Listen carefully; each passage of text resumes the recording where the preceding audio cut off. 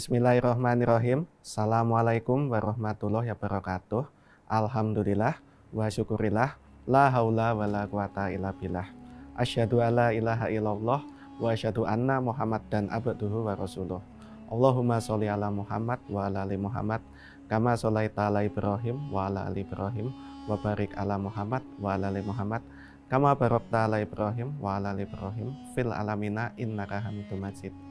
Pemirsa Ikonisia TV yang saya hormati, yang pertama kita perlu senantiasa mengucapkan rasa syukur kita kepada Allah Subhanahu wa Ta'ala, karena sampai hari ini kita masih diberikan nikmat berupa kesehatan dan juga keselamatan untuk menjalankan aktivitas kita, menjalankan kewajiban kita sehari-hari.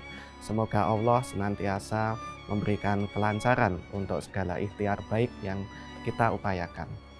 Yang kedua, tak lupa kita juga panjatkan sholawat dan salam kepada Nabi besar Muhammad SAW.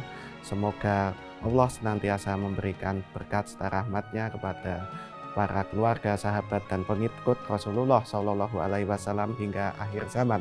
Amin. Ya, yang ketiga terkait dengan konteks saat ini. Saat ini sebagian besar dari saudara-saudara kita umat muslim di seluruh dunia sedang berada di tanah suci untuk menjalani rukun Islam kelima, menjalankan ibadah haji.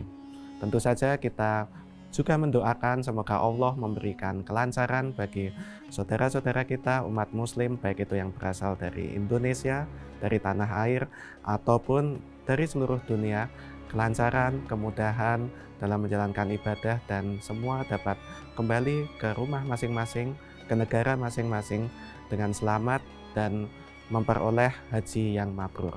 Amin. Bicara tentang pelaksanaan haji di Indonesia, ini ada satu hal pemirsa Ikonisia TV yang turut memberikan kontribusinya atau andilnya dalam pelaksanaan ibadah haji di Indonesia. Mereka adalah perusahaan pers atau media dan juga jurnalis. Wah, seperti apa nih peran mereka dalam pelaksanaan ibadah haji? Ya, peran pertama sesuai dengan tugas dan fungsi media, tugas dan fungsi perusahaan pers dan juga jurnalis. Mereka berperan dalam memberitakan hal-hal seputar haji.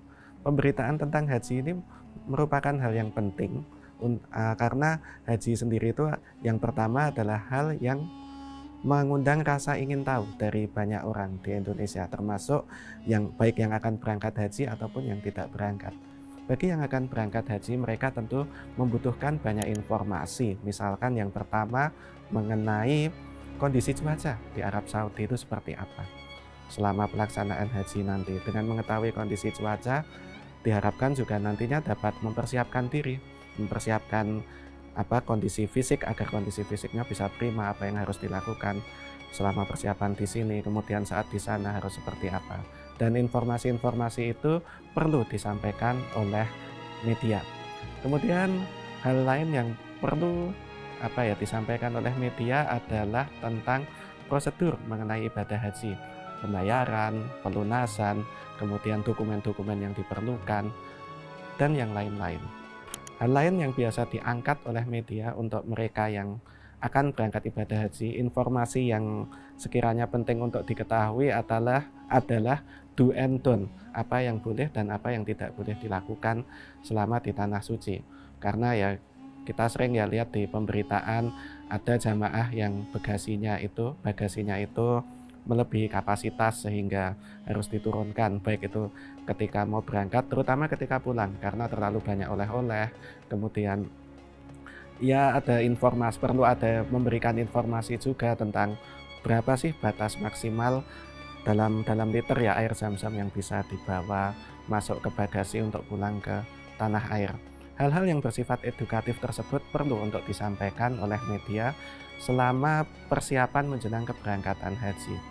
Saat haji, media juga berperan ini, para pemirsa Ikonisia TV, media juga berperan untuk memberitakan apa saja yang terjadi di sana. Dulu sebelum adanya internet, sebelum akses internet semudah sekarang, pemberitaan media massa jadi satu-satunya sumber informasi yang diandalkan oleh keluarga dari jamaah haji, keluarga yang di tanah air, untuk mengetahui gimana nih kondisi keluarga mereka yang sedang menempuh ibadah haji. Kemudian juga ada berita-berita tentang kondisi layanan terhadap jamaah haji di sana, cateringnya, penginapannya, kemudian update kondisi, siapa yang kemudian berapa jamaah yang sakit, berapa jamaah yang kemudian wafat selama menunaikan ibadah haji, dan yang lain-lain. Kemudian intinya media itu berfungsi untuk menyajikan berita yang valid, kredibel, dan juga menarik.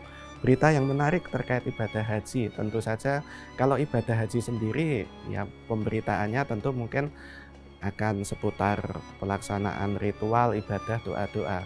Tapi kadang juga media menyajikan info-info menarik seperti sejarah tempat-tempat suci yang ada di sana, sejarah di Jabal Rahmah, sejarah di Masjidil Haram, seperti apa sejarahnya, dan itu juga hal yang menarik untuk diketahui para pemirsa atau pembaca media di Indonesia. Kemudian juga hal menarik seperti misalkan kuliner khas, pasar khas di Arab Saudi, dan sebagainya. Menyajikan berita yang valid dan kredibel itu juga semakin urgent peran media di saat-saat di 2 tahun terakhir, ketika terutama di tahun 2020 dan 2021, di mana ketika itu Arab Saudi memutuskan untuk membatasi sekali jamaah haji yang datang. Jadi ketika itu Arab Saudi memutuskan jamaah haji, ibadah haji hanya bisa diikuti oleh jamaah yang sifatnya pemukim. Pemukim itu artinya sudah berada di Arab Saudi dalam kurun waktu beberapa bulan sebelum pelaksanaan haji. Artinya jamaah dari luar negeri sangat dibatasi sekali untuk masuk, dan di tahun 2020 dan 2021 akibat pandemi COVID-19, pemerintah Indonesia memutuskan tidak memberangkatkan jamaah haji. Nah, ketika itu terus kemudian banyak bermunculan informasi-informasi yang keliru, hoax, misinformasi, disinformasi, info-info yang menyesatkan, kadang memprovokasi. Disitulah kemudian peran media untuk mengklarifikasi informasi-informasi yang sifatnya masih liar tersebut. Tapi juga ada kritik juga bagi media massa di Indonesia dalam memberitakan haji. Terkadang media itu terlalu memberitakan hal-hal yang di luar esensi haji. Misalkan memberitakan tentang busana yang biasa dipakai oleh jamaah haji asal Indonesia. Beberapa daerah tertentu ketika pulang haji terutama itu busananya sangat-sangat mencolok, berias, sangat-sangat heboh seperti itu. Nah, itu kemudian juga hal-hal lain yang di luar esensi haji, dan juga kadang menjadikan berita haji ini sebagai upaya untuk meningkatkan jumlah pengiklan. Nah, ini beberapa kritik bagi media di Indonesia dalam memberitakan ibadah haji. Kemudian itu fungsi pertama ya, berkaitan dengan pemberitaan.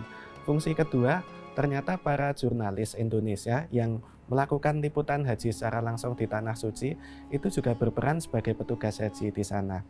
Nah, ini sedikit bercerita, untuk meliput secara langsung aktivitas haji langsung di Tanah Suci itu bukan hal yang mudah, karena akses orang memang dibatasi sekali ya oleh pemerintah Arab Saudi, sehingga para wartawan asal Indonesia yang akan meliput haji itu perlu mendaftar. Biasanya mereka ikut mendaftar ke Kementerian Agama Republik Indonesia melalui program yang bernama Media Center Haji. Nah, Media Center Haji untuk tahun 2023 ini seperti dilansir dari berbagai sumber, itu terdapat 60 jurnalis yang dinyatakan lolos Media Center Haji. Artinya 60 jurnalis ini yang masing-masing berasal dari media, Humas Kemenak, dan juga dari Ormas Islam itu akan bertugas sebagai petugas layanan haji untuk membantu jamaah Indonesia selama berada di Tanah Suci. Petugas Media Center Haji ini nanti akan dibagi dalam 3 wilayah kerja. Yang pertama Makkah, yang kedua Madinah, dan yang ketiga di Bandar Udara Jeddah. Sebagai petugas haji, tentu para jurnalis ini perlu untuk membagi peran ya, mereka di satu sisi harus meliput, harus mengirimkan informasi ke media tempat mereka bekerja, tapi di sisi lain mereka juga bertugas untuk membantu mendampingi para jamaah haji asal Indonesia, membantu mendampingi mungkin mengecek kelengkapan dokumen, kemudian membantu untuk menginstalkan aplikasi-aplikasi tertentu di ponsel para jamaah haji untuk keperluan komunikasi selama di sana, kemudian juga membantu ketika ada jamaah haji yang misalkan tersesat, terpisah dari rombongan, mengembalikan ke tempat jamaah tersebut menginap dan sebagainya. Dan tentu ini juga tantangan bagi para jurnalis yang meliput di Tanah Suci. Ada satu tulisan yang berjudul "Selamat datang di dunia kami, Dunia Media Center Haji", dipublikasikan di website resmi Kementerian Agama Republik Indonesia Juli 2015. Itu menyebutkan beberapa tantangan dalam liputan langsung yang dihadapi para jurnalis ketika meliput langsung haji.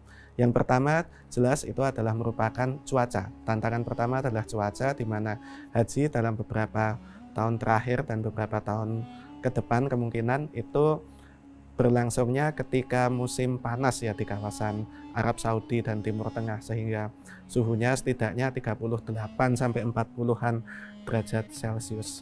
Itu tantangan pertama.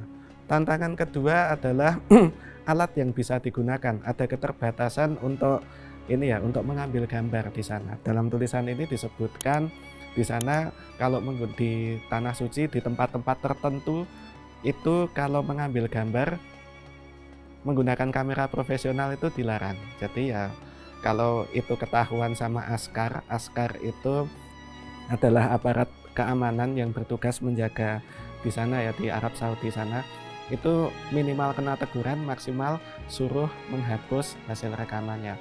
Jadi artinya kemudian alat jadi sangat terbatas ya. Alatnya cuma bisa menggunakan ponsel pintar untuk ambil gambar. Kemudian kalau ambil gambar kelihatan terlalu lama, berhenti di satu titik, itu juga akan dicurigai juga. Jadi memang ini tantangannya, harus pintar-pintar. Kemudian tantangan ketiga ya menghadapi ini dari kantornya ya, dari kantor medianya, menghadapi tuntutan profesional. Karena mereka selain harus meliput juga melayani jamaah haji asal Indonesia. Dan kemudian tantangan selanjutnya adalah perbedaan waktu. Ini utamanya dialami oleh jurnalis yang di media penyiaran seperti televisi atau radio. Perbedaan waktu sekitar 4 jam antara waktu Indonesia Barat dengan Arab Saudi, duluan Indonesia, itu juga tantangan sendiri. Baratnya di Indonesia berita TV tayang pagi jam 6 gitu, mereka dari sana live misalkan jam 2 dini hari. Itulah ada sejumlah tantangan yang dihadapi oleh wartawan Indonesia ketika meliput haji secara langsung di Tanah Suci. Ya, demikian sedikit pemaparan mengenai peran media, pers, dan jurnalis dalam pelaksanaan ibadah haji. Semoga bermanfaat. Apabila ada kekurangan dalam informasi yang disampaikan, itu murni karena keterbatasan dari saya. Wallahu a'lam bishawab. Assalamualaikum warahmatullahi wabarakatuh.